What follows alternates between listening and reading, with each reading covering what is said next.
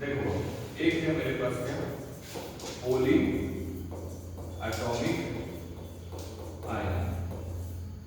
Poly atomic ion इसका मतलब होता है क्या बाबू? इसका मतलब होता है group of atom carrying a charge. ठीक है, अब जैसे हम लोग के पास मान लो एक है CO3 है, CO3, या हम लोग एक सेकंड ले लेते हैं क्या बाबू, एक ले लेते हैं HCO3, ठीक, या हम लोग ले लेते हैं क्या SO4 ले लेते हैं। प्रॉब्लम क्या होता है कि CO3 पे इस पे चार्ज क्या होगा, HCO3 पे चार्ज क्या होगा, इनके पास चार्ज क्या होंगे, इनके पास चार्ज क्या होंगे।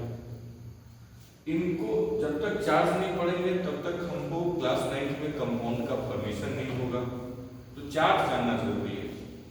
कई दफा होता है कि हम लोग चार्ज को क्या करते हैं, भूल जाते हैं।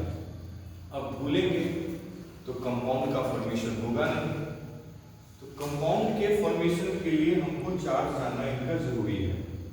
चार्ज निकालेंगे कैसे, एक छोटा सा कंसेप्ट है, और ये कंसेप्ट हम लोग अपने यूजुअल बनाए हुए हैं। जैसे मान लेते हैं बाबू कि कार्बन है, ऑक्सीजन की 3 एटम है, 3 एटम हो गया।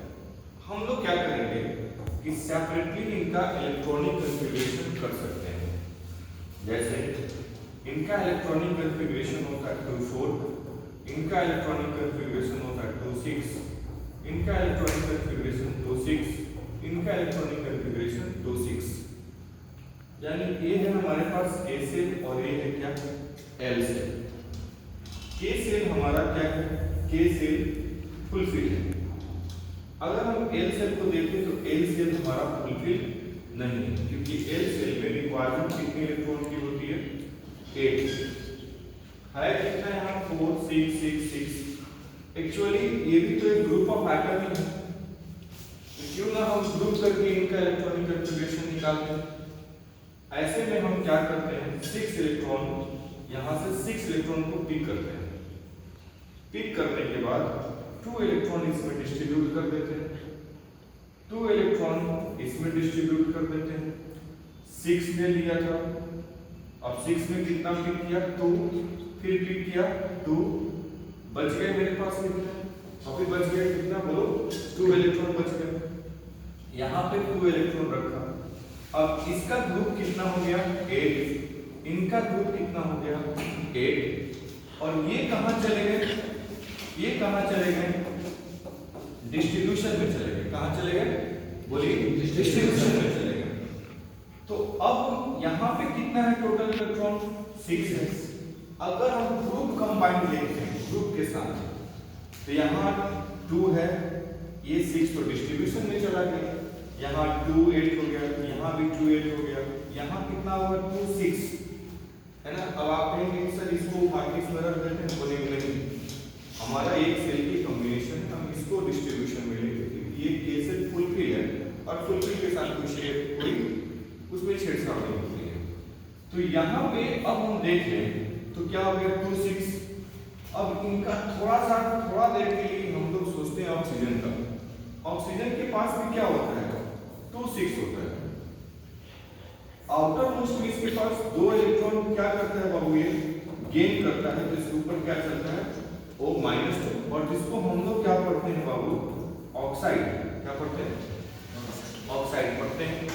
तो सिमिलरली क्या हो गया, सिमिलरली क्या हुआ कि यहाँ पे हमको 2 इलेक्ट्रॉन की क्या है बाबू, यहाँ 2 इलेक्ट्रॉन की क्या है रिक्वायरमेंट है, क्या है रिक्वायरमेंट है 2 इलेक्ट्रॉन की।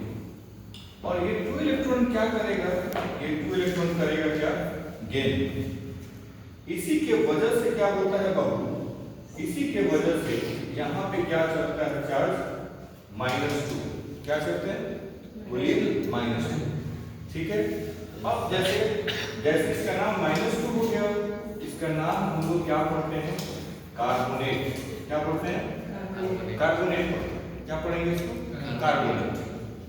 अब जैसे हम लोग एग्जांपल देखते हैं, जैसे हम लोग जानते हैं सोडियम है और यहाँ पे क्या है, कार्बोनेट है। तो सोडियम की वैलेंसी कितनी, चार्ज कितनी होती है, +1, और कार्बोनेट की क्या होती है बाबू, -2। अभी हमने देख लिया कि इसके ऊपर कौन सा चार्ज है, -2।